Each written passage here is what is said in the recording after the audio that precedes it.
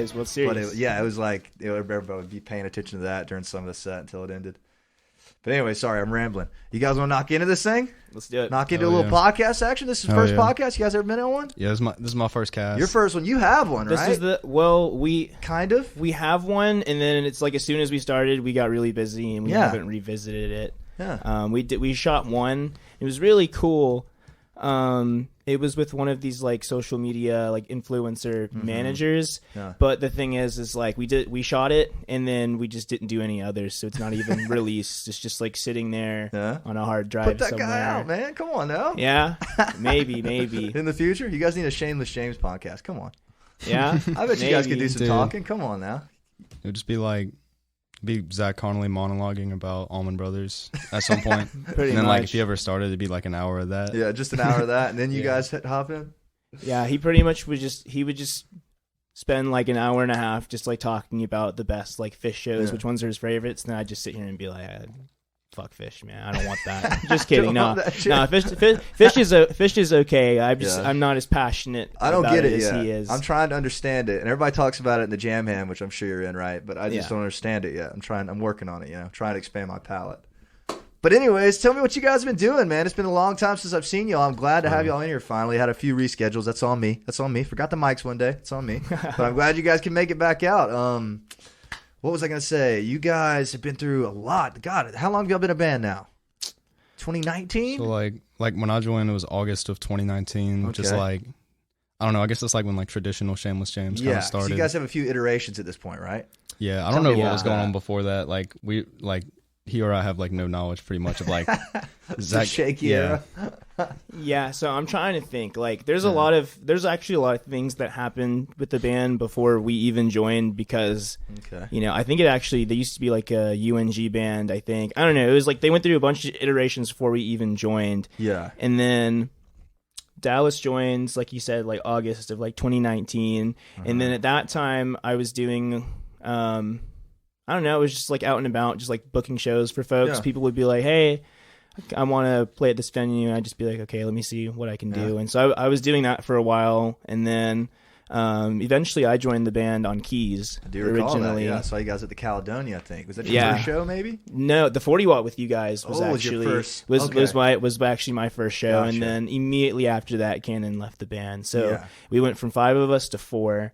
And then in like July of this year, Mackenzie just like I mean like we're all still cool, like there was like nothing bad, but it was just like I think we want to just do different things. That's respectable. It's pretty hard to keep everybody on the same page. No. So was it just like like genre direction or any sort of details on that? You know what I'm saying? Well, you know what I mean? I mean, I think also, with it's not something that we've ever like had any kind of public commentary or anything on. Like it's been like super low key, but it's just like, I think he also just want to go do different things too. Yeah. He has a lot of great music that he's just written by himself. That's just completely just different from what we've been doing. Man. Oh yeah, no, he's very pipes. Oh yeah, very talented guy. But now we're just at the piece now. So tell me about that. How you guys been liking that transition over? One guitar now, or I guess Mackenzie would have played guitar too. So you're back and forth between keys and guitar. Am I correct? In that assumption? I am like mostly guitar now, just because we haven't quite figured out exactly like the right like balance and blend live. Like when you don't have a guitar and you have keys and stuff, it kind of feels a lot different. Totally. So sometimes I'll have the keys out and I'll just rip solos on it and stuff. If we're playing like any kind of Greek life events, I'll usually bring the keys and just kill a bunch of time running solos. But it's being on guitar, and then I do most of the vocals, Zach does some vocal stuff too. Word. Dallas, you sing too, right? Don't you? Yeah, I'm the new singer actually. Oh, word. Okay. All our new stuff's like me on vocals. Love to hear it. Yeah. Yeah, it's gonna be no upgrade. For the sake of everyone, I don't do any singing. I could have sworn you did background vocals. Have you I've never done it, dude. Really? Okay. I've never tried it. I mean, like it could be cool, but it would be cool. Singing drummer thing's cool. In the background vocals, I think. Yeah. Like Roger. It's definitely like. I like to see that, like when drummers do that. Yeah, me too. It's impressive. It's very entertaining. I've never tried it. It sounds difficult though. You know what I mean? You're really holding everything down then. Yeah, it's Zach, you've came a long way, because I remember when you first started in the band, you were just like, what were you, just keys, like just power chording around, kind of, sort of, right? Yeah, so like you haven't been like a keys player your whole life, have you, or anything? Like, no, well, I mean, I've played keys for a long time, and it's just like I've always wanted to be in a band or do something, but I also was just out and about doing a lot of different things, and I still am. I mean, that's like great. Shameless James is like a priority. We still make music, and we're like making a lot more right now since the pivot as a 3-piece.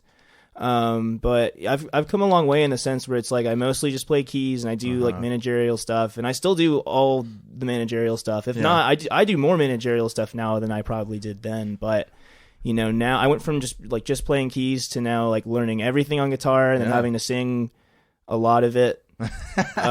Whilst playing guitar, which is a lot. There's something to be said about that, man. Playing and singing together is a lot. It's hard. Like when I practice, I have to think of it as performing. It's like I'm not just a guitar player. I'm just a singer. I'm not just a songwriter. It's like I'm a like performer. Tying it all together for the live experience. There's something to be said about that, man, because I remember when I went from just playing guitar to singing and playing guitar, it was like, oh shit, you know what I'm saying? Like, you got to think about what you're doing a little harder, especially in a 3-piece, because if you stop playing on guitar, it's just drums and bass, am I right? You know what I'm saying? It's just rhythm. It's just low end, I guess, right?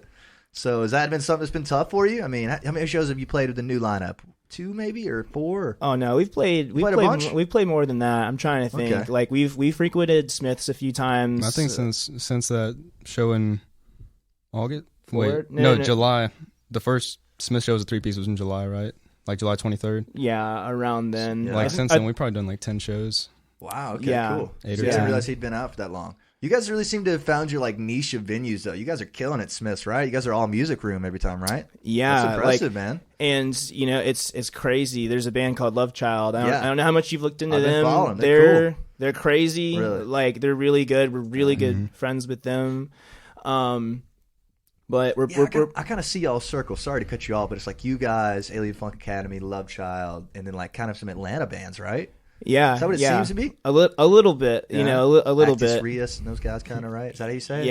Yeah, it's like Actus Reus. I think I've been saying Actus Reus for forever. I've been saying Reus this whole time. I don't even know. Yeah, I think it's Reus. I mean, we did a few things with them. And it's a lot of fun. They're super talented, and like they're about to go play Welcome to Rockville. That's crazy. In Florida. That whole thing. Yeah, no, it was cool. It's crazy. Like great guys, like great musicians, but and we've had great shows with them. Yeah. I think we're gonna try to pivot a little bit just because it's like they're straight up, they're like metalcore. Yeah, they're like, hard as fuck, aren't they're they? super intense, and it's like it's also super niche too, So Gotcha. I think we're gonna do some harder stuff still, but like we're gonna probably like hone in more towards like kind of like one foot into like the indie scene. Yeah, I could see that with the new single. And then the other foot kind of like, I wouldn't say we're not a jam band, but like when we play live, we like to take some time to just like improvise and stuff, and like we'll play completely different sets. Interesting. See, that's interesting, because I've always kind of wondered where you guys were at, because even like in the 40 Watt days, which I know is different iteration, of course, but you guys are like playing like Southern rock, and then you'd end with fucking like Bulls on Parade or something. It's like, what are these guys doing? It's cool though, man. I like that. I'm a big fan of that. It's always been like a mixed bag. Yeah, like, which is great. It's better than like expecting like a whole set of the same. You know what I'm saying? Yeah. You guys weren't doing as much improvisation back then, but now you are. You said set lists are pretty different, pretty wide, sort of. Yeah, like since pivoting as a 3-piece, we did have to take some time to like. There's like a lot of covers that like we would do where with Mackenzie and like 2 guitars would sound great, but it's like you can't do My Sharona well as a 3-piece, especially if I'm singing and playing guitar, like it's not gonna go over well. So we had to like reevaluate a lot, and so we've been repeating like a few certain things, but like anytime we play private events, it's like almost entirely like covers, because it's just like that's what they pay for. Yeah. And it's just like we still have a wide array, like all the Southern rock stuff that we learned, we can still play. Like we'll still go to tailgates and we'll still play, awesome. Like Allman Bros and like Grateful Dead, and then like any kind of 70s. I think that's 80s. the name of the game, is staying pretty versatile. That gets you booked more, in my opinion. That's kind of what we're trying to do as well. Try to learn as wide of a spread. Oh yeah. But the new direction is definitely, I just said like alternative, I guess, but that's such a broad. That's why we pick it though. Is alternative the correct? Yeah, kind of direction we're going for. I think here? that like before we get like a solid like we are this like we're saying alternative, and then like I guess our sound will be determined by like the next few recordings. Yeah, it's like it'll just become obvious. Like kind of like what those turn into. Like I think the new song is definitely like, you know, like a new wave, and like it's gonna be in that ballpark. But I'm like really interested to see like how the new stuff turns out, because like I don't know, man. You guys are like open book right now, man. You go whichever way you want. Yeah, everybody's all busy trying to put a pin on it too. You know, like just let it happen. Maybe I've been trying kind of like that, but it does suck when somebody asks you, and you're like, modern rock / pop punk / southern rock. Yeah, it's like, what do you even say anymore, dude? Yeah, it's like I just say genres. rock, which is like the most boring answer ever. But like, it's everything, I guess. You know, I don't know what you'd say, but I'm digging the new single, man. Tell me about it. Tell me about how it happened. This is the first one with you on the vocals, correct? Yeah, or like. So we axed a lot of just like the older stuff too, because we were like, well, you know, we've learned a lot since then. There were some just like there were like certain aspects of the music where we were just like, you know, this doesn't feel like it's our best, and we're you know, we're a new band now, so it's like we don't want people to listen to older recordings and be like, oh, this is Shameless James, because it's like it was at one point. It'd be misleading though. But yeah, it'd be misleading. Interesting. But yeah, so the new single, you know, like we have a lot of music that's just also kind of out there. You know, like our track 7/8, it's like grunge, it's like mixed meter. You know, like it's a lot of fun. It's like, you know, I couldn't put a tag on that one, man. That's a good one though. I like that no, one. it's like it's a lot of fun to play, but the thing is, it's like also it's, you know, it's really niche, I guess, you know, and we're trying to pivot as well to where we can kind of put our best foot forward. Yeah. You know, just kind of like releasing something that's just like more appealing. I don't want to make it sound like we sold out by any means, because it's like there were, you know, like that song is very personal. I wrote like all the lyrics for it. And you know, it's something that's very true to us and something that we feel like is still unique, but like kind of considering more of just like, okay, when someone like we want just like someone more like average Joe to listen to it and be like, yeah, this is nice, and not you know, because if we play some hard grunge, it's like even if it's like a good song, some people will be like, this isn't like, it'll just turn them off my taste. So you're looking for more of a mass appeal kind of thing, while also still just making something that is still you know. I think that's very, very fair. A lot of people try to act like that's like frowned upon these days. I'm like, why would you not want everybody to like what you're doing, kind of, you know what I'm saying? Yeah, I know exactly. But it's, you know, and there's a lot of great just like avant-garde music out. You know, like I'm a huge like Anthony Fantano fan, like you know, anything like, you know, like Death Grips, it's like it's great, but it's like, you know, I think they're talented, it's like complex, but you know, it's like to make that happen and pull off, it's like you have to be like really good, and you have to I don't know how you make music like that and like like afford to be able to do really more, hard, you know. Yeah, like for real. And also it's like axing the old stuff is mostly because like everything new that we do, we want it to be like a consistent like artistic wave or whatever. I think I already made a wave analogy. I like it. Keep them coming, but that's right. Like, you know, you want it to be like coherent or whatever. Like like the first 4 Motley Crue albums, it's like they're all like the same kind of vibe, but like you know, it's like a progression. Absolutely. And so it'd be weird if there was like some random EP that was like totally different. Yeah, and like, just like a different scope. Yeah. Like the Garth Brooks rock record, you know what I'm saying? That's a good example. Yeah. Oh, that's interesting though, man. So you guys have axed all the way back to, let me think, Fat One would be the earliest one, right? And you said you wrote all the words to 7/8. I didn't realize that. Are you writing everything? No. Oh no, I wrote the words for Again. Okay, I'm sorry, tripping. I'm trying to think. So 7/8, Zach wrote that one. The other Zach wrote that. Yeah. Cool. So everybody in the band kind of writes, sort of. Kinda, yeah. So the way that we traditionally have been doing it is usually one of us would write lyrics. It would usually be either me, Mackenzie, or Zach would write lyrics, and then like kind of present it to the band. Yeah. And kind of like have like a general outline of it, and then we would all kind of just like contribute a little bit. Yeah. And that's kind of how Again was. I wrote most of it, and I was like, okay, like this is kind of how I want it to sound like. I'd make just like a demo, and then I would just let them put their own flair on it. You know, like the bass line, it's like Zach completely wrote that. Yeah. It's like a lead line almost, isn't it? Yeah. It feels like it to me, at least. Yeah, and that's very cool. That's one of the things. It's like Zach, no one plays the bass like him. You know, he's really talented. He's got such a crazy, like, touch to it, so we wanted to really like highlight that still.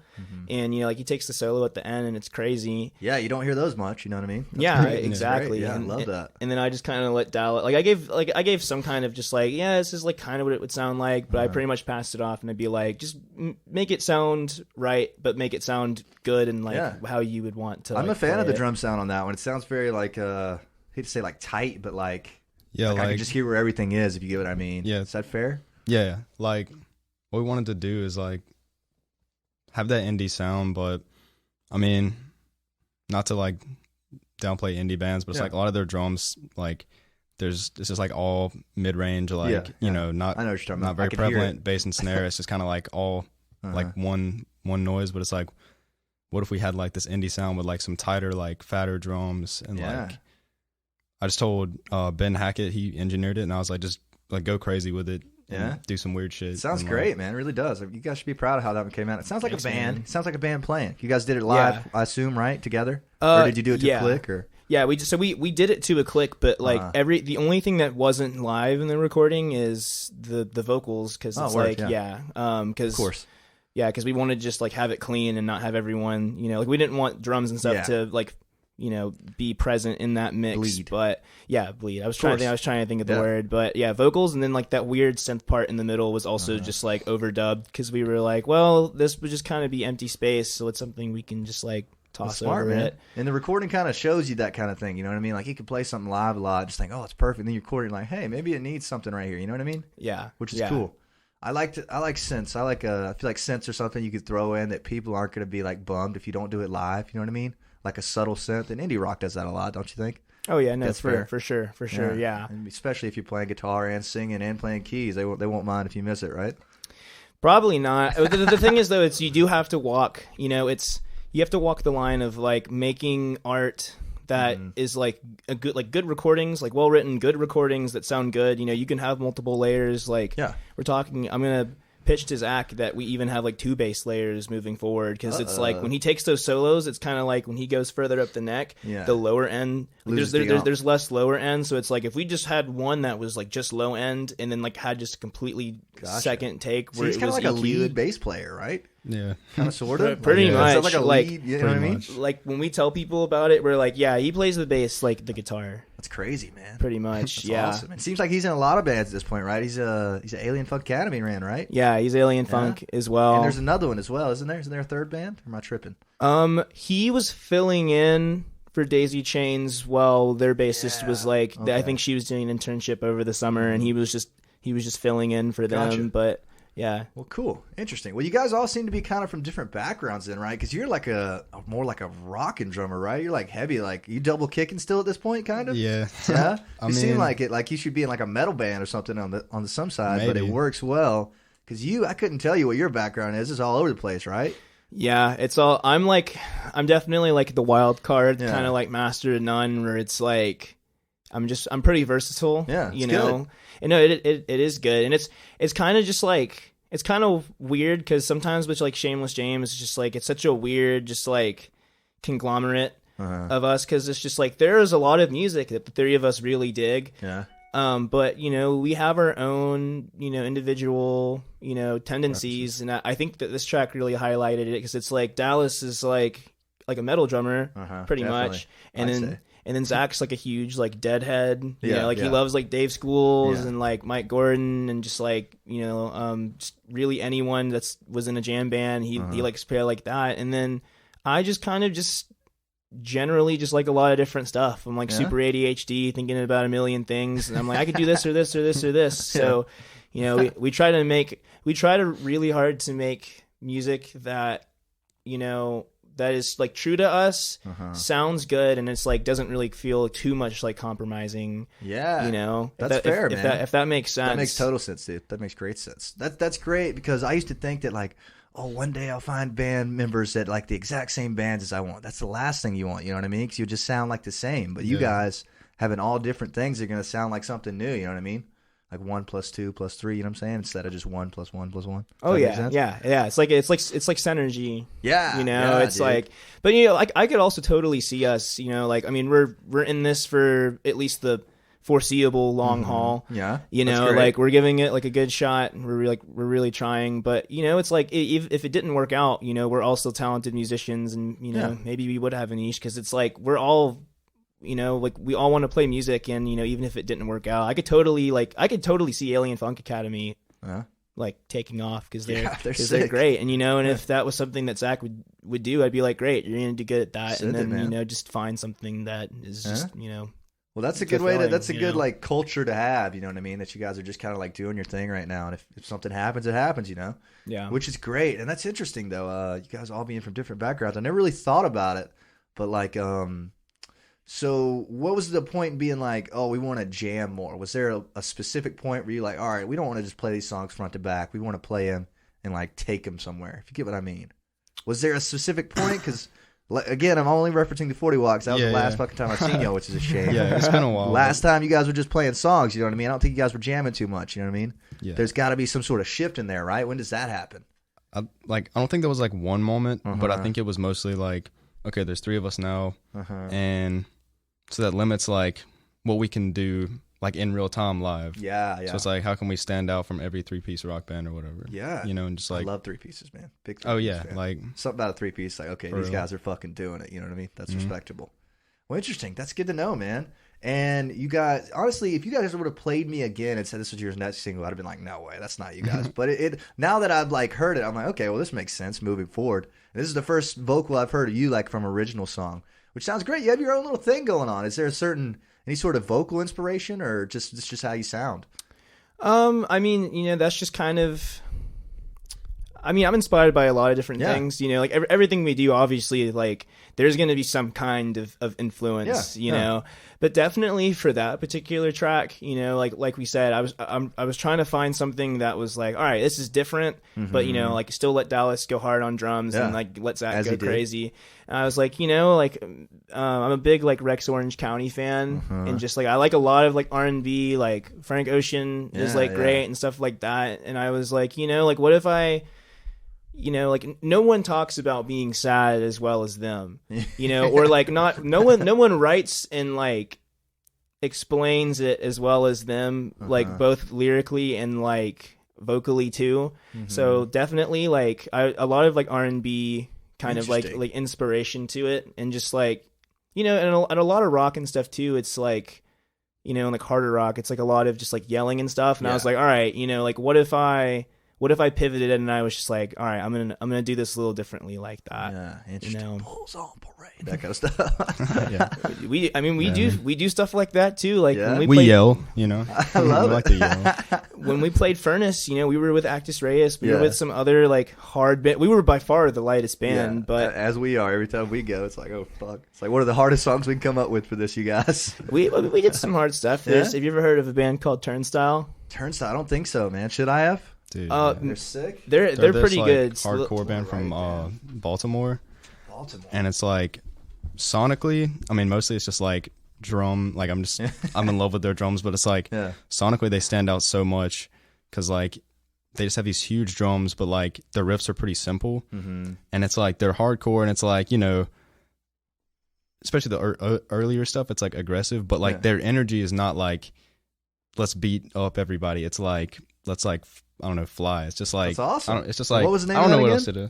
They're called Turnstile. Yeah. Turnstile. Sounds so familiar. Yeah, I'm wearing one of their merch right now. Dallas actually was like a much like earlier fan because they've been around for a minute, and you know, Dallas would like send me some songs. I'd be like, yeah, this is kind of cool. And then that new album dropped, and like that they just released, and like that really won me over because it's like they like the way, and it's inspiring a lot to us because it's like in a lot of like the heavier scene and stuff, you know, it's viewed as like very purposely like aggressive, you know, like dark coloring, yelling, whatever. Whereas it's like they take all of like the really great elements from, you know, that style, and they make it way more accessible just by like, you know, making it like more like light colored and like, you know, I think a lot of the people, I think most of the band is also super sober too. So I think they like are really focused on making it like accessible and like inclusive for it's like crazy, younger man, but they're people. Still heavy.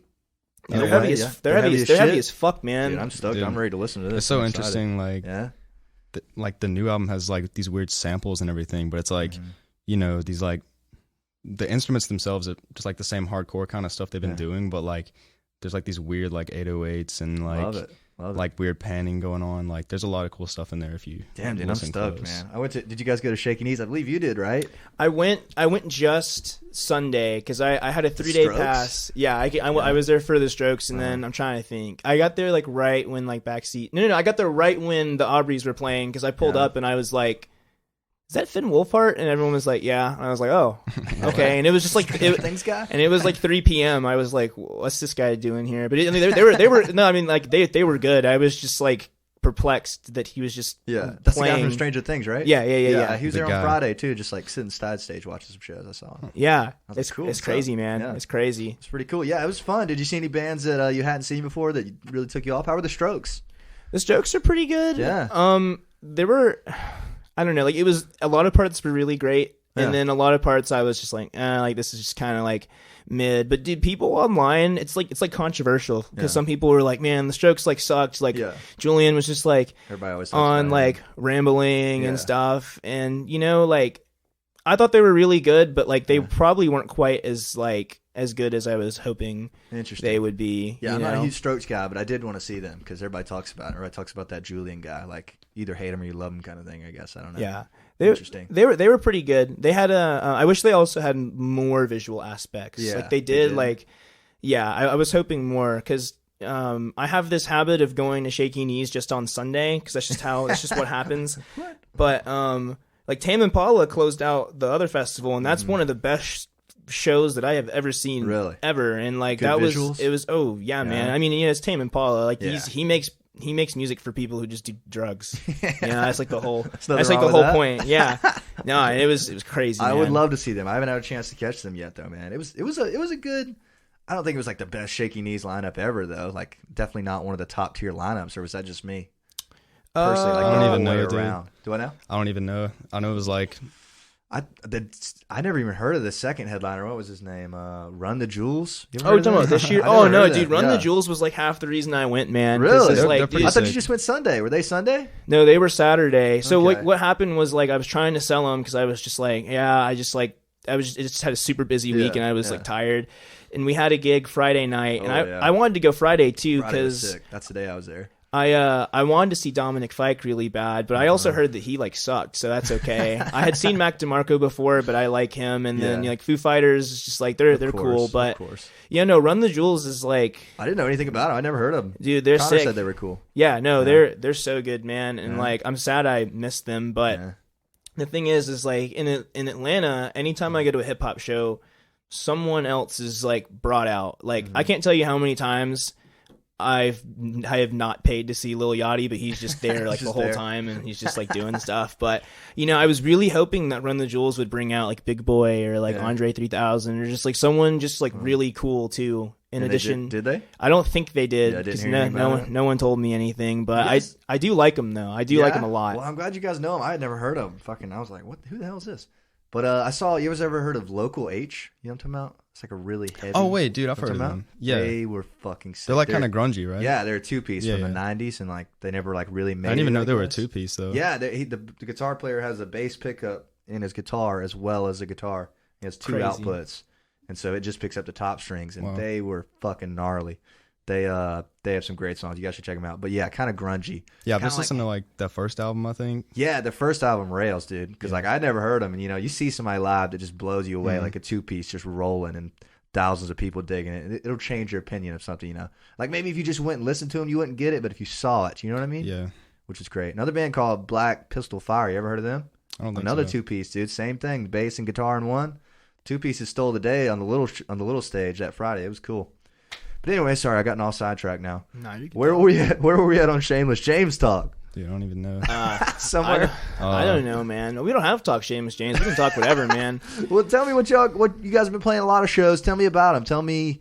I guess your first show back would have been Southern Brewing a while ago. The one sold out, right? You guys sold one out, didn't you? Okay. I'm trying to think. You're talking about from COVID or from first show back from COVID? From COVID era. It was the first like public show because like there were like a few private events that we had done. And then that was the first public show, and I actually did that. It was a school project.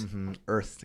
Yeah, Day, it was right? it was an Earth Day event because I graduated from the sustainability certificate. Yeah. And for our capstone, Holly Vildabill and I were like, hey, let's go to SBC. Let's have like a sustainable like event. And yeah, it was a lot of fun. We sold it out. It was like, which then, I mean, the cap is much higher now, but we sold it out. What is the cap of that place? Because it's just a field. I always kind of wondered what the deal was with it. I don't know what it is now because I feel like Jam for Cam had like a ton of people. Yeah, they always say like 10,000 people are at that. So yeah, I don't know what the deal is. But then it was like we sold it out at like 400. Oh, word. That's a shit ton of tickets, man. Congratulations. I was stoked for you guys when I saw that. That's awesome. Thanks, awesome, man. And that seems to be you guys' kind of place, right? Is that you guys' favorite place to play? Or you just play there the most, it seems like? Or am I just tripping? I mean, we've played there a couple of times, but like in April is like what he's talking about, and that was like super fun. But I don't know. What's your favorite venue we've played at? What's you guys' favorite place to play? I love playing the Smiths, honestly. Yeah, Smiths is upstairs, great. Like, I never played upstairs. The upstairs is sick, though. Yeah, honestly, no. Smith's upstairs is like probably our favorite. Yeah, like dude, Smith's is a lot of fun. Or I mean, 40 Watt, but like outside of Athens for sure. Totally, man. What was the process for you guys like? Because it seems like you guys have built a super strong Atlanta following. What was up with that? You guys just like say, all right, we're gonna hammer Atlanta, or like you just knew some people up there? Because it seems like you guys are filling that place up. I think it's just as simple as like we know a handful of just like cool people in Atlanta that are just like talented and like just like work well with us, and like that's awesome, man. Just kind of feed off each other, I guess. Yeah, there's a good scene going up there. There's like a psychedelic thing going on up there right now, right? Kind of. To some degree. Yeah, I mean, there's gonna like I see a lot coming out of there. Maybe I'm just tripping. I mean, Love Child's kind of like psychedelic, I guess. Yeah, but they're very jam band inspired for sure. Like they don't have like anything out there. It's crazy. Like no releases. Is that what you mean? None. Wow. And it's crazy because it's like they come close to selling out Smiths. Like I truly think that we and them, we're playing there November 12th. With it's us and Love Child, and like awesome. Our goal is to sell it out. That's tight, man. Completely. That'd be sick, bro. It would be sick, man. It's crazy. I saw they got a new light system. Did you see this? Yeah, they upgraded the lights, bro. That's wicked, bro. It's crazy. Yeah, dog. Upstairs is cool there, man. It's great to see y'all building an audience up there. And who's playing on that bill November 12th? It's us and then Love Child. So just two? No three bands? Co-headline because we just wanted to play like y'all play an hour and a half, right? Yeah. Nice. It's gonna be fun, man. Yeah. It's gonna be fun. Yeah, I love playing music and all, man, but I hate fucking setting up for 45-minute sets personally. Like you get used to the long ones. It's like, man, I'm about to set all this up and then we'll be done in 40 minutes. You know what I mean? It doesn't seem like long to me personally, but I guess I got to get used to it. You know. So you guys feel like that or not? You don't mind the 40-minute set? It depends on the day. Yeah. You know, like we played a sorority gig the other day and it was 3 hours, and I was like, man, this is long. And you know, and sometimes when we play 45 minutes, I'm like, okay, we could have played longer, but it just depends. Yeah, it depends on the crowd. Yeah, it depends, you know. Like if you're like we've had gigs where it's just like they don't turn out as like great, and sometimes you're like, all right, I want to get this over with, and it's like, you know, that's the attitude we try not to have, but you know, sometimes it just happens when you're playing a lot. You know what I mean? Yeah, it's like anything else, you know. And we try not to ever have that like shake us off or anything, you know. Like we, regardless of like what or where we play, we like, you know, we try our best to just give the best performance. That's awesome, man. I'd love to hear that. What was I going to say about that? Some other place you guys play. I saw you guys played, where was it? Birmingham. The Nick. You guys played the Nick, right? Mm-hmm. Yeah. How'd you like that? It's got a good history to that cool. room. Good history to that room. Yeah, Small place. Crazy history. Yeah. We're gonna hit it up again. See, we had to switch the dates a bunch. We were gonna play with we literally were scheduled to play with the Stews, who are killing it. Sick. They're murdering huge. it. Yeah, and then Zach got sick like the morning of the show, and we were like, I was like, Zach, are you like 100% sure we cannot do this? He was like, yeah, like we're not gonna be able to make this happen. So we had to move it to a different day. Like turnout wasn't like as great as we wanted it to be because it was literally just like we had scheduled just like the next week. Yeah. You know, and it was like, all right, we're going to play. Exactly. Yeah. Like no promo time. It was like very liminal time and just like find people to it's like. also like a Tuesday night, right? Yeah. No, it was like, it wasn't a Tuesday. I think it was a Thursday. Yeah. Still tough. Yeah. No, Thursdays it's still tough for me. No, still tough. Yeah. Well, it's not one of those places either that's just going to be packed. You know what I mean? Like we played there, the same thing. Not a huge turnout. Maybe, I don't know, 30 tickets between 3 bands. You know what I mean? That's nothing. But like it was fun, you know what I mean? It's one of those places you go, you're like, oh, we played the Nick. That's cool, you know? Yeah, the vibes in there are solid. Yeah, I would play there again. The sound was good. It was just like, all right, we got to build an audience here. You know what I mean? Like, can't. Sometimes it's easy to expect like, oh, we'll just go and people hear about us and come out. You know, it doesn't go like that every time. As I'm sure you guys know, right? Yeah. We've learned. Well, that's all. When are you guys planning on going back? Probably. I don't even know. I'm trying to think. Like, let's do it in January, man. Let us play with you guys. That'd be fun. Yeah. I know a Birmingham band too that'll headline. Oh yeah. Because we don't want to headline, do we? Do you know what? I don't know, man. I'm always like. I headlined last time. I was like, oh man, maybe I should have let a Birmingham band headline. You know what I mean? Just like ticket sales wise, but I do love to headline. I guess you know what I'm saying. Yeah, I mean the thing is, it's like when we played. Well, there was going to be 3 acts, and then there only ended up being 1, and it was like a solo act. So it was like it was a weird build that just like came to just fruition. But it's like I don't know. I don't care when we play, as long like we're gonna play. You know, if we play earlier, we play late. It's gonna be. Yeah, you know, good. I just want people to see it. You know what I mean? It's the best part, exactly. Right? Yeah. I mean, it would be assumed that if we built a bill, likely we would be performing first for another act. But it's just like, you know, I'll play when they want us to play. You know, exactly. I feel that, man. Happy to be there. It's a cool place. There's something about little places like that that's fun. It gives me kind of like Caledonia vibes in a way. Yeah, maybe it's a little bigger, I guess, right?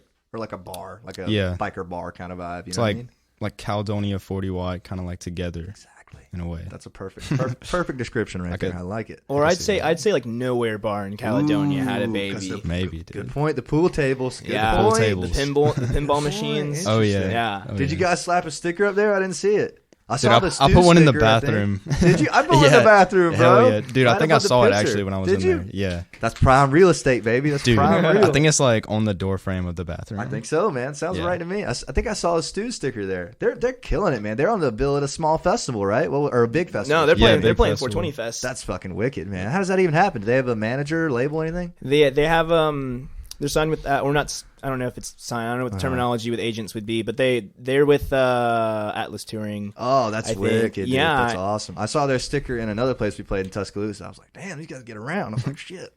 We I don't know if we're supposed to talk about this or not, but we're trying to get an Athens date with them. Yeah. At some point, because it's they played the Warehouse. Yeah, they did really well. I was at that show because I'm pretty good friends with them. Yeah. Braxton put me on to them, and we're actually really good friends with their photographer, and he's actually doing some work with us and some things. His name is John Will. John Will. Crazy. He's crazy talented. Takes really good photos, but and then we're talking about this would be like a distant future, but like playing a bigger venue with the Stews in Atlanta, because they sold out the music room last time pre-sale.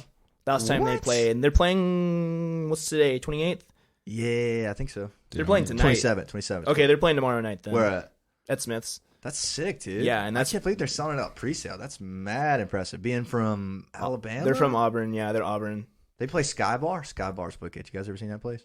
Yeah, I've never been. Oh God, it's fucking massive and it's packed every night. But you got to like give an arm and a leg to play there. But it's in Auburn. Yeah, it's in Auburn. It's like it's like the Warehouse or just a big bar in Auburn. There's only 2 or 3 bar or whatever. But I've been trying to get in there, man. It's fucking massive. Go look it up. The videos are just like, damn, to get in front of that crowd. It's packed every damn night of the week, man.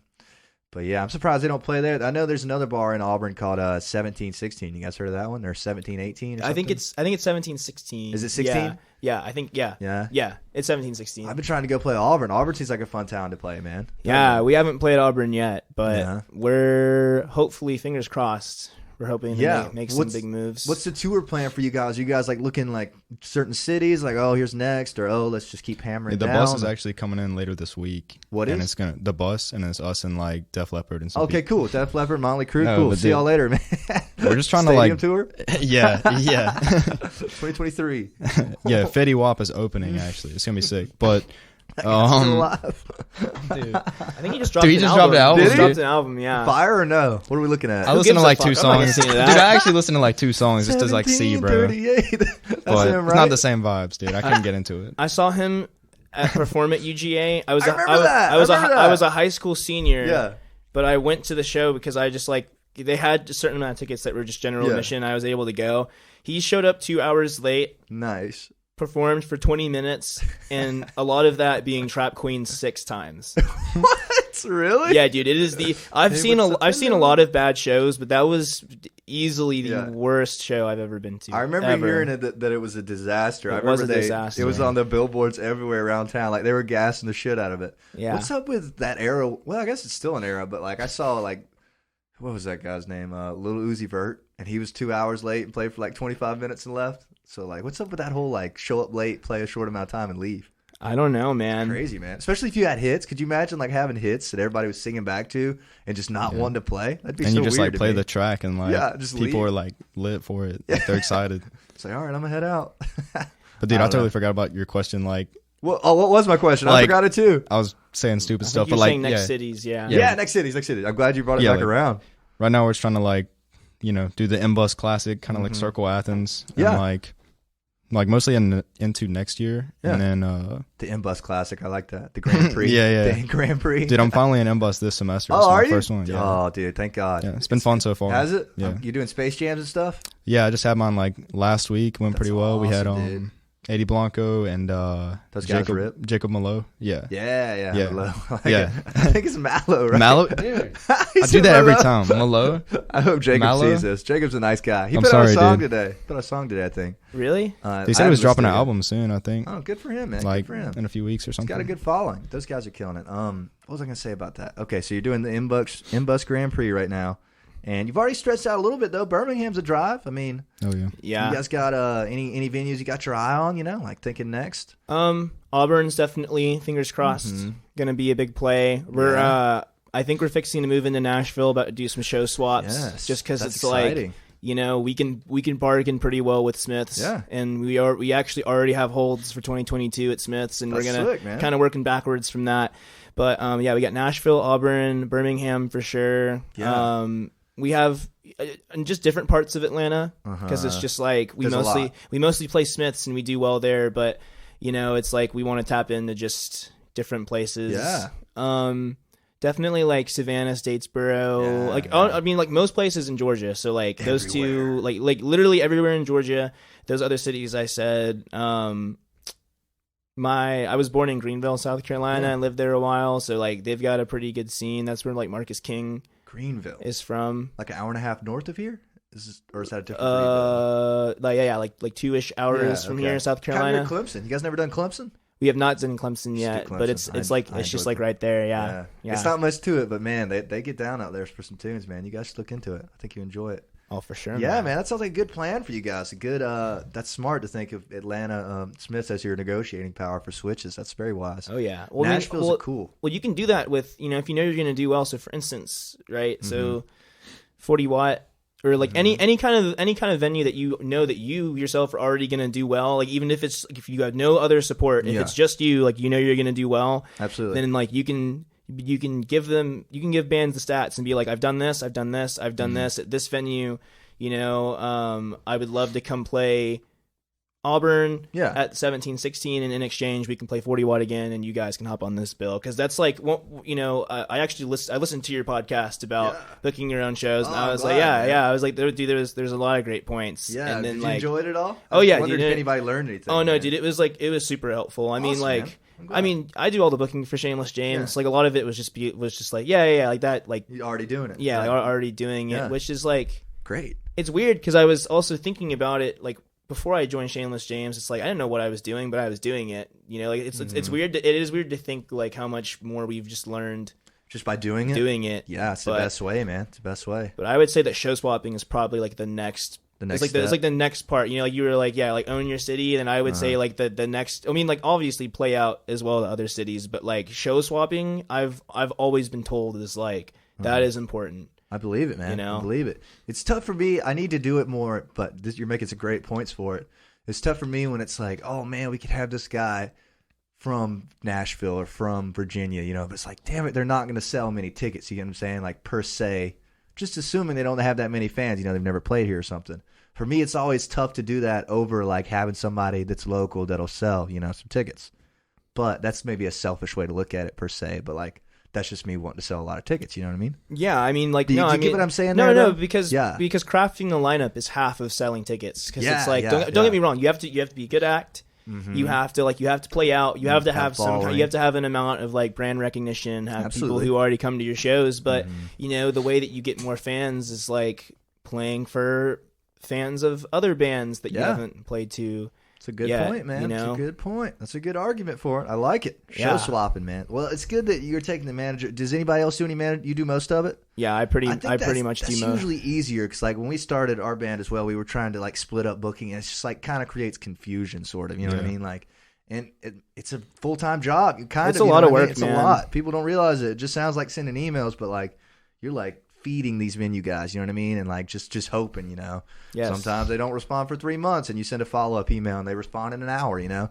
Sometimes you don't hear from. Actually, just before you guys walked in, I've been emailing this venue in Nashville for probably a year, bro. I'll send them emails every couple of weeks, you know. They just emailed me back, asked if we want a February date. I was like, nice. Yes, we want a February date. Let's go. That's awesome, man. Yeah. Congrats. Thank you, man. I'll send you the contact info over if you want it. Well, you talked about flipping Nashville shows. Do you guys know some bands up there or something? Well, so we had someone who wanted to hop on to the show that we're doing with Love Child, and you know, long story short, we couldn't, like, all three bands couldn't come to like a full agreement.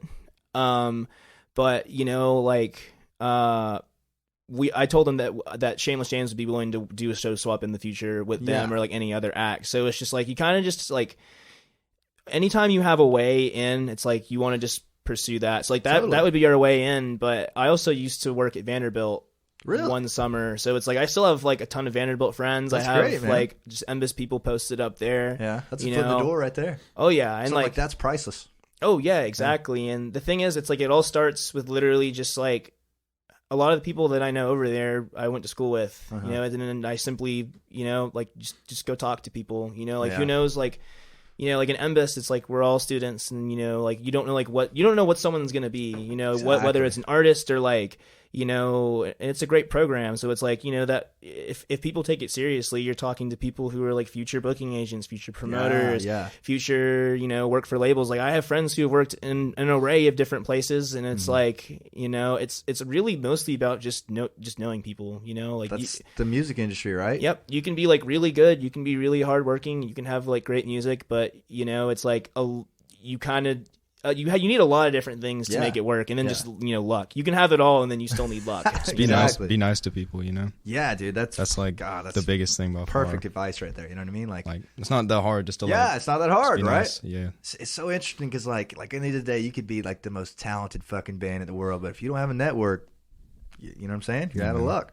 Which is interesting because like I love trying to build it. You know, like as soon as the show ends, I want to get in the crowd and talk to people. You know what I mean? Like I don't want to pack up my gear and watch everybody leave. You know, like I just want to chat with the people that just saw it and hopefully enjoyed it and be like, yo, what do you do? You know what I'm saying? Like, I want to keep up with you. What's up with you guys? You know, made a lot of great friends on the road like that kind of thing. And that's what it's all about, I guess. You know what I'm saying? So that's very well put from you guys. It's like meeting other bands, you know? Yeah, dude, that'll open all kind of networks. You know what I mean? True. It's great. And like once you get on that same wavelength with them and you just got like have the same kind of plans, you know what I mean? Mm-hmm. Okay, we're playing here. They're playing with us for sure because it'll just be a better environment backstage, and they'll do their thing, and their people are nice. You know what I mean? So yeah, it's just fun networking. God, I could do a whole episode on networking, bro. It's fucking the most important thing almost. So yeah, that's interesting, man, and that's why I like playing out of town so much. I mean, honestly, I don't feel like we've taken Athens or anything yet, but I like to just go play other places anyways. You know what I mean? Which is fun. Like, I want to go play, like, dinky venues in, like, D.C. or something. You know, sick. Yeah, just to, like, say you did it. You're like just to do DC. It. You never know. You open for a band down there, and next thing you know, they're playing in D.C. again. You never know, Yeah. And made some great connections like that. You know what I mean? Not that I've done D.C. yet, but, like, just in towns, you know. That's the plan, though, man. I don't know about you guys, but we're trying to every city, you know, play the Caledonia of every town, you know. Oh, yeah. And the fucking, I don't know, the board set of every town, you know. Because the bar gigs are keeping us alive financially. I don't know about you guys, but the private events it's private events. Yeah, keep you alive money wise. It's expensive, dog, and it's like you know, it's like we also want to record stuff. You know, it costs, you know, hundreds of dollars to because you have to book the studio time and you know, and of course do it. And then you have to get it mixed. You have to get it mastered. You have to make sure it's like all done correctly. You gotta buy Zaxby's, dude. Yes. Yeah. Gas. Of all kinds. Yeah. And yeah, Nice. where are you guys recording? That's a business expense, bro. You can write it all, man. No, I can't. We did again at Chase Park, and we're probably gonna do it again because we Ben Hackett, great guy. You guys have been Chase Park guys for a while though, right? Is everything recorded there? We did all of Calico at 1090. Okay, no. I'm trying to think. So Cigarettes and Amphetamines. I remember that. So like there was music before then that we weren't a part of because it's like the previous iteration. We did Siggy's. There was a whole lot of weird things. It's like we recorded like parts of it, and then COVID hit, and then they still had to. I don't know. It was a whole ordeal. But that was at Chase Park. All of like the Calico EP was 1093, and then 7/8, and again we're Chase Park, and then nice. Anything we do, I think we're looking to book some more studio time, like right when like finals end. Word, man. So we'll probably do a few days, and we would like to have an EP soon. I'm taking some time off from some things to just sit down and just write. Yeah. Like just get it done. Get all my distractions out of the way and just get like vulnerable with myself, because it's like I don't listen to lyrics when I listen to music. It's weird. It's mostly just like the music, and stuff like that. So I can write that, but I really struggle with words and stuff. So I'm about to take some time and like, hopefully write some good stuff on top of like what we're already kind of just like. That's great. And is the plan kind of like a few singles and then an EP, or is it like just single it out? What are you guys thinking? Like, is there a long-term plan? I guess if you don't have them written, you don't know. But I mean, we got a few songs written right now. We're just like we've been playing them live, and then just like. That's the best way to test them. They're still kind of like, I don't know, growing, I guess. Like, they've changed like gradually, but I think at least one more single, and then like we'll just kind of see like where we're at. But that's hype, man. Yeah. Very cool. I'm definitely excited to record soon. I love to hear it. Got a new snare. Let's go, bro. It's the same one Steven Adler used on Appetite for Destruction.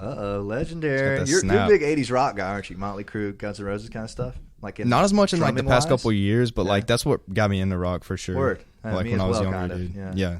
Interesting. So it's like, how do you like the whole double kick thing? Are you double kicking? Dude, I love it, man. Yeah, I mean, not a lot, but I try to. A lot for an indie band. A lot for what our current aesthetic is. It's a lot. I try to add something with it without it being like distracting and like stepping on the other instruments. Yeah. Because I have seen that done with the double kick. Oh yeah, dude! It's definitely. Like this does not need a blast beat. We saw this great band actually when we played the Nick. Have you ever heard of a band named Soul Carnival?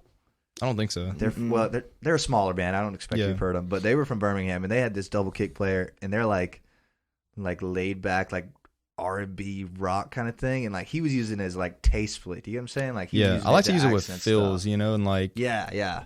There was like this brass band that we saw at Smith's. Yeah, what was their name? Do you know? It doesn't matter. It was a long name, dude. I can't remember honestly. A lot of Z's in there, but like Sousa. No, I don't remember what it was called. I know Sousa. That was in the name for sure, dude. But it was like a whole sentence. Anyways, but their drummer, I never got his name, but he was a beast. And they're playing this like 5-piece brass stuff, like really like showy or whatever. Okay. And he was doing like this double kick stuff, but it was like super tasteful and like it'll change your not opinion on the double kick, but it's like, oh wow, this isn't just for like slamming, which is super interesting. Even Connor, my drummer, he was like afterwards, he was like, damn man, that was like the most tasteful double kick I'd heard. I might want to get one and start trying to use it to accent stuff, kind of, you know what I mean? Which is interesting, dude. I'm super into drums right now. I started to play like before practice. Hell and yeah, shit. Man. I'm really like appreciative. Dude, it's fun, right? It's like so much fun. Dude. Anybody can just pick it up and just mess around with it. I won't say it like it's fucking hard, man. I'm not good yet, but like the lack of thought to like you can like when you go sit at drums, you can just play drums. Yeah, you don't have to think about it too much. Yeah, guitar, I'm like always like trying to think of a melody or singing. I'm like, oh, does it sound good? But you can sit down at drums and just fucking play for an hour. You know what I mean? Yeah. But your wrist will be hurting. But you got to be tight though. Like if you're not tight, the pocket. Like the thing about drums, it's like Dallas has learned this from us berating him, but not. That might be a little too intense of a word. But the thing is, it's super hard. Yeah, but when I joined, I had like no live experience, so it was like there was a learning curve for sure, dude. But it's also like when you mess up even the smallest thing on drums, it's like it's way more noticeable. It's loud, like it's crazy, bro. Like I can't even imagine. Like when I played just keys, I'd be like, oh man, like what if I like play like this one? Like it's super tucked away. Like people aren't gonna notice if I like fuck that up. But like when you play drums though, it's like we're gonna notice. So That's it's crazy. like, so props to Dallas for holding that down. Props to you, man. I have mad respect for the drums as an instrument, and it's one I think you can only really get if you try to play drums, and then you're like, oh fuck, these guys are holding it down. Yeah, you're man. in charge, man. It's just like, yeah, I mean, it's just like keeps everyone together, and like it's also just like physically demanding. I like, believe it, bro. You guys don't get to stop anywhere, like, do bro, you? like, and I'm like mostly self-taught, so like my techniques are probably not super textbook, so I'm just like slamming my bones on these like I don't, because like especially live it's just like I just hit like super hard because I want to, feels right. I want to be cool and like be entertaining. So That's but so yeah, man, drums, bro. Yeah. Crazy. That's a good way to put it though, man, because like I can fucking miss a line on the vocals and nobody's gonna give a shit, but if you fuck up, everybody's gonna know it, man. So mad respect to y'all, dude. Yeah.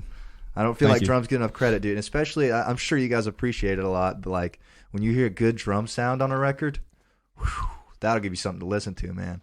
That's when you're really listening, if you're like, oh, those drums are massive. That Turnstile album, man. Yeah? Dude, yeah. Check out Turnstile, man. Shit, dude, Big I'm stoked drums. about this. Just the description alone is you guys sold me on it. I like it. It's good, dog. Good. It's cool stuff. Good drums. Yeah? Like, and another thing too, it's like a lot of like the indie stuff coming out. It's like, like we want to have fat drums, but it's like also we might have some electronic drums on some stuff. Yeah. I don't know, maybe I'm a fan of that. or like, have some like percussive stuff that might be like electronic, but like a lot of like that music has kind of moved to like the like bedroom pop aesthetic of just like everything being like electronic drums and stuff. And we want to have good drums. Yeah, This man. is what we're saying. Just let Dallas just like do his thing. Yeah. Have you ever messed around with any sampling stuff? Because I'm super into Dude, I this. really haven't. I'm like really new to recording drums, so Okay. like It's last a craft. for real, dude. Like it's a lie because so many microphones, right? Yeah. Like this summer, I got a few of these, and then a decent kick mic. Yeah. It was like I just got like a Shure kit. It was just like 4 mics, but then just started messing around in Logic all summer, and like forgot what the question was, but just drum sound, just anything. About you to say, but dude, I can just get lost in that, just like reverb this and like let me move the mic further back or whatever. Like it's so drums are interesting, crazy, man. Yeah, sampling is what I was saying. Yeah, dude. Yeah, I really like when when bands have like MIDI drums with their real drums, like Yeah, maybe I like a love little that. like MIDI hi-hat rolls or something, but you got these like big rock drums like with it. Like set down the foundation live and then like spice it up with some samples here and there. I'm a huge fan of that. I have this whole sample pack if you guys want. 808s on the next track. Yeah, let's confirms.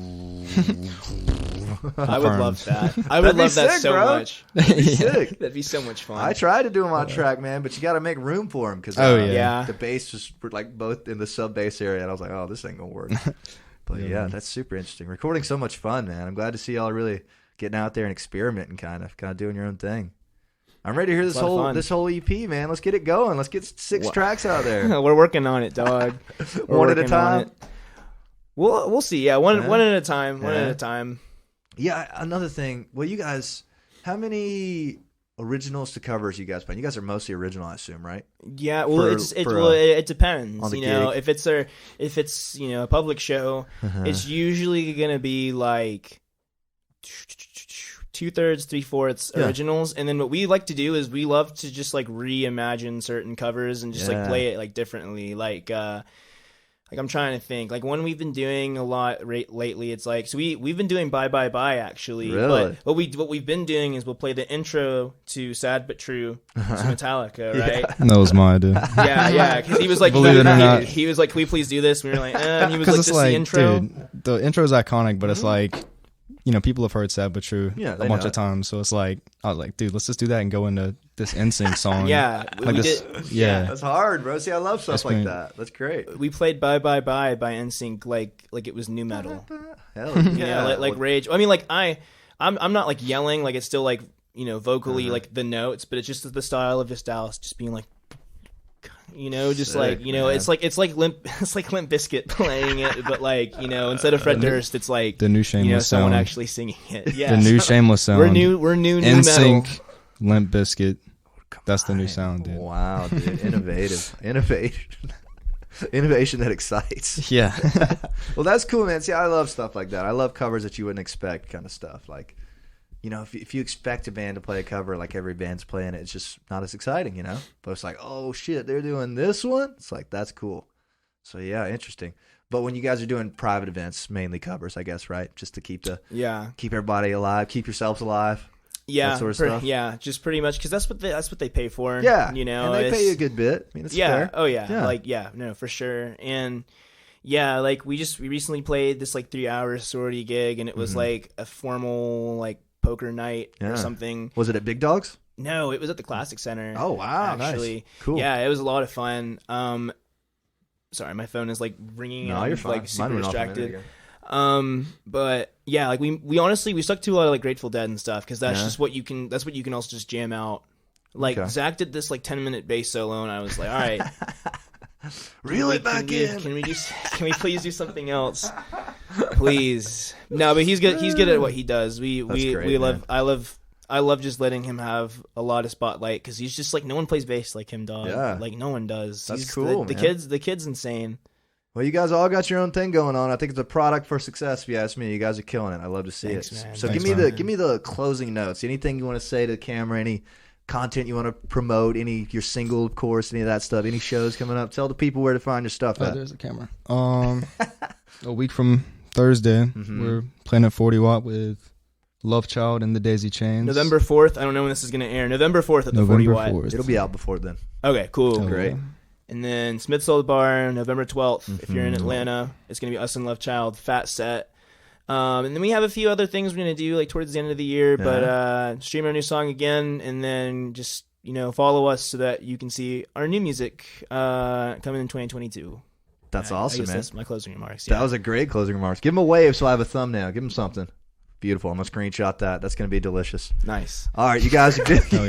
You guys are great. You're naturals. Cool. You guys are welcome back anytime. Awesome. Let's get a show going together soon. We need to make this happen. Let's do it. November 4th, I'm fucking there, man. I couldn't make the Southern Brewing show, bro. I'm sorry. All good, bro. I was bummed. I told everybody I was coming. I told Bradley I was coming, and I was bummed. Couldn't make it. All good, dog. I'm sure you guys killed it. All right, everybody. Thanks for tuning in. Thanks for watching the Jameson on the Rocks podcast. Be sure to subscribe on YouTube. Subscribe on Instagram at Jameson_OTR. Thank you guys for supporting the show. Thank you guys for coming out. That's all. Thanks for having us. See ya. Peace. What a beautiful time. Take on the road. What a beautiful time. She's out down on America. What a beautiful way. Take the world by storm. Now it's you instead. Don't you want? You do what? You do what? You do what to hold. You do what to hold. You do what to hold. You do what to hold. You do what to hold.